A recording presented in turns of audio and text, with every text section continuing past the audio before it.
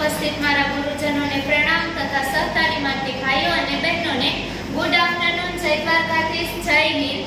આજે હું તમને 15મી ઓગસ્ટ વિશે થોડુંક કહીશ. તો 14 ઓગસ્ટ 1947 ની મધ્યરાત્રિએ જ્યારે દેશને આઝાદ કરવાનો સમય આવ્યો ત્યારે લોર્ડ માઉન્ટબેટન દ્વારા કહેવામાં આવે છે કે 15 ઓગસ્ટ મારા માટે ખાસ છે, કારણ કે તે દિવસે બીજું વિશ્વ યુદ્ધ થયું હતું અને તે દરમિયાન જર્મનીની સેનાએ પોતાનું આત્મસમર્પણ કર્યું હતું અને બ્રિટિશ તાજનું શાસન લાગુ થયું હતું. તેથી એ કોઈ કારણોસર તારીખ બદલવા રાજી નથી થતા અને આપણા ભારતીય પંડિતોના કહેવા મુજબ 15 ઓગસ્ટની દિવસ એ આઝાદી માટે આપણા માટે સારો ન હતો.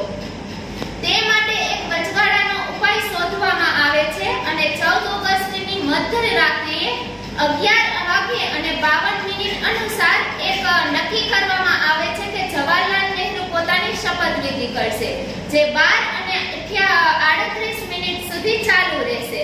તો આ શપથવિધિ રાત્રિ દરમિયાન થઈ અને 15મી ઓગસ્ટનો ઉગતો સૂરજ એ આ દેશ માટે એક આઝાદીનું સપનું લઈને આવ્યો.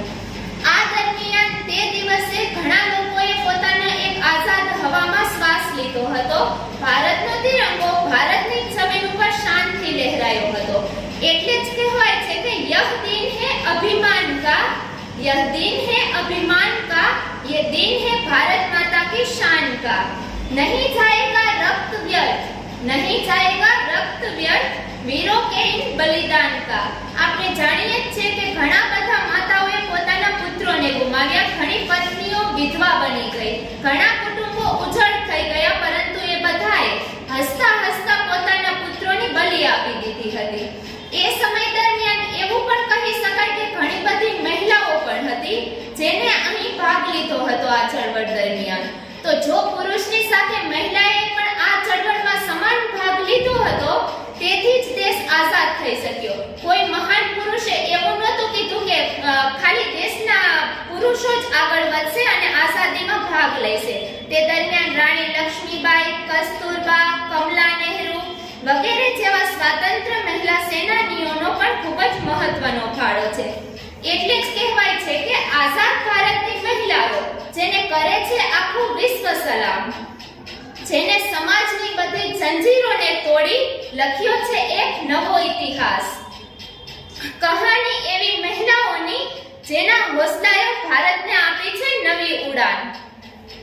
15મી ઓગસ્ટ 200 વર્ષની ગુલામીને અંતે આપણે અંગ્રેજોથી આઝાદ થયા હતા.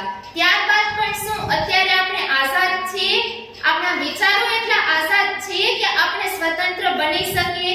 આપણે જરૂર છે એક સુરક્ષિત રાષ્ટ્રના નિર્માણની, એક આદર્શ નાગરિક તરીકે વ્યક્તિઓને ઊભા કરવાની. તો અહીં હું મારી વાણીને વિરામ આપીશ અને તમને બધાને જણાવીશ કે ઝંડો દરેક ઘરે એક દિવસ માટે ઝંડો લહેરાવવો જરૂરી નથી, પરંતુ તમારે આખા વર્ષ દરમિયાન જ્યાં સુધી આપણું જીવન ચાલે ત્યાં સુધી આદર્શ નાગરિક તરીકે પોતાની ભૂમિકા ભજવવી જોઈએ. જય હિન્દ, જય ભારત.